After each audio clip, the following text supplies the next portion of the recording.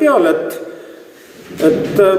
kui sulle öeldakse, et sa oled metsa poole, kas sa võtad seda komplimendina või solvanguna? Mina olen lapsepõlves käinud metsa poole pioneerilaagris, asub seal Ikla Aina-Sibiiri lähedal, aga kuidas sulle see sõna metsa poole mõjub?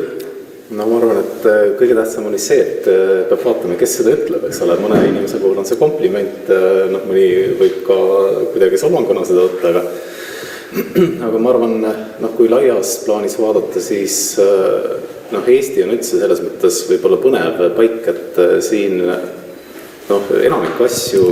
kipub metsa minema nii heas kui halvas mõttes ja vähemalt mulle meeldib mõelda just Eesti suvelavastuste peale, see on üks erakordselt selline hea näide, kuidas kultuur näeb kõige paremas mõttes metsa. Ja kuigi ma olen ise mõelnud, et Eesti suvedel on kogu selle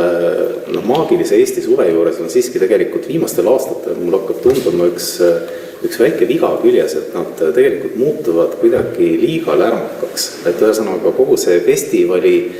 melu minek sinna loodusesse, kuskil seal on ilmselt mingisugune mõistlikkuse piir. Umbes nõnda viisi, et kui me lähme Rappa ja näeme seal laudteed, siis mul tekib alati väga kahetine tunne, et kas on nüüd suurepärane võimalus, et ütleme